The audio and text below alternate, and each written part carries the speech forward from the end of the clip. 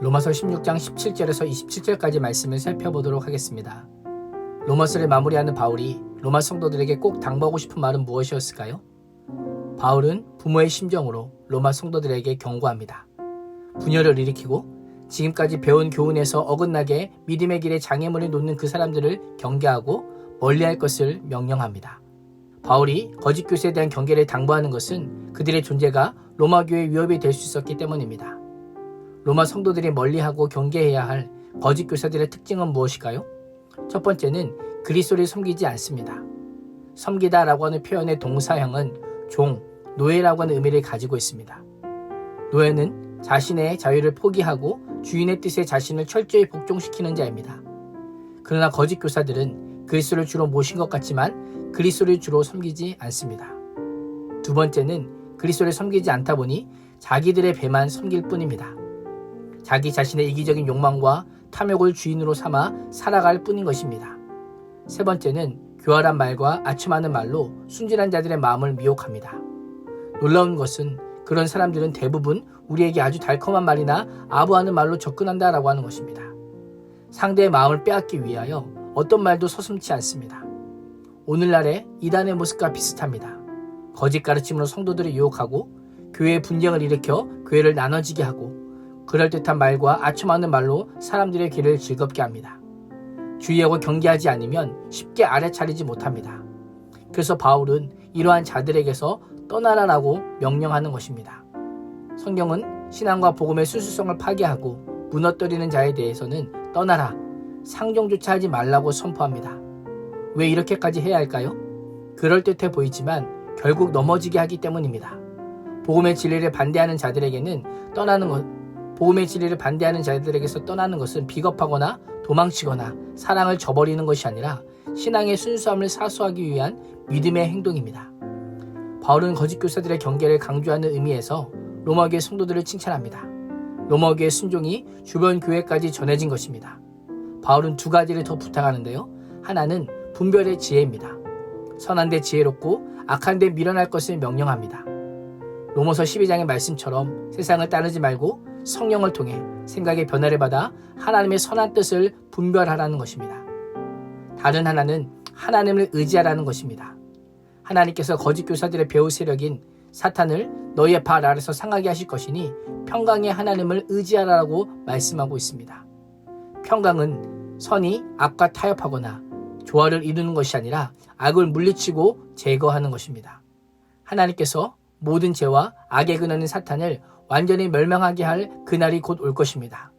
사탄은 이미 십자가에서 심판을 받았지만 여전히 활동하고 있습니다. 그러나 사탄은 곧 영원한 지옥에 갇히게 될 것이고 그때 우리는 영원한 천국에 살 것입니다. 그렇기에 평강은 하나님의 은혜인 것입니다. 우리는 크고 작은 사단의 공격으로 고통받습니다. 너무 견디기 힘들 때는 불평과 원망이 쏟아져 나오기도 합니다.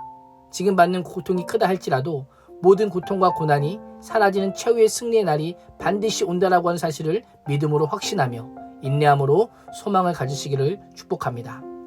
21절에서 23절까지의 말씀에서 로마서를 기록할 당시 바울과 함께 사역하고 있던 동역자들이 로마 성도들에게 문안 인사를 합니다. 22절에 보면 실제 펜을 들고 로마서를 기록한 사람은 더디오임을 밝힙니다. 바울이 불러주고 더디오라는 사람이 받아 쓴 것입니다. 당시는 종이가 없었기에 파피루스나 양가죽의 글을 썼는데 쓰다가 틀리면 구겨버릴 수 없었기에 긴 글을 쓸 때에는 더디오 같은 대필자가 필요했던 것입니다. 바울과 함께 동역자들을 보면 디모데를 제외하고 각자 다양한 방법으로 선교사에게 동참하였습니다.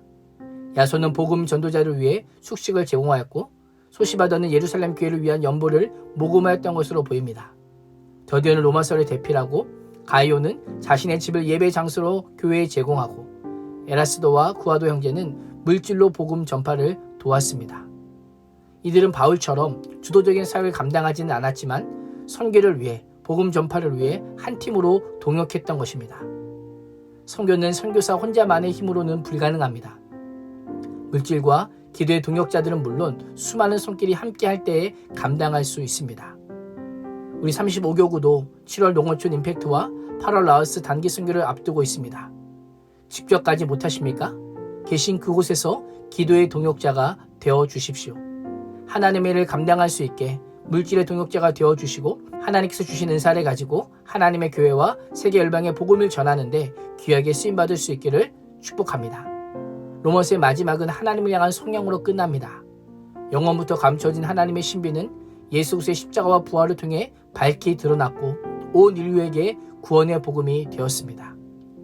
하나님과 멀리 떨어져 있던 이방인들도 예수님을 믿고 복음에 순종하게 되었습니다. 이 모든 일 가운데 영광 받으실 분은 오직 하나님 한 분이십니다. 하나님 한 분만이 예수 그리스도를 통해 영광을 받으십니다. 그렇다면 우리는 어떻게 살아야 될까요? 성령님의 도우심과 인도하심에 따라 예수님과 동행하며 하나님께 영광 돌리는 삶을 살아야 합니다. 모든 민족이 복음을 믿고 순종함으로 하나님께서 영광 받으시는 그날까지 우리는 주의 신실한 교회가 되어야 합니다. 만유에 계시된 복음인 그리스도를 따르는 것이 교회된 우리의 사명인 것입니다. 오늘 하루도 복음으로 견고한 인생과 교회를 세우기 위해 날마다 성령님의 도우심 가운데 예수님을 따라가며 하나님께 영광 돌리는 삶을 살 수 있기를 주님의 이름으로 축원합니다. 기도하겠습니다. 하나님, 로마서의 말씀을 통해 넓고 깊은 복음의 신비를 알게 해주심에 감사합니다. 아는 자로 끝나지 않게 하시고 복음의 빚진 자로서 복음의 사람 그리스도의 제자로 살게 하여 주옵소서. 예수님의 이름으로 기도합니다. 아멘.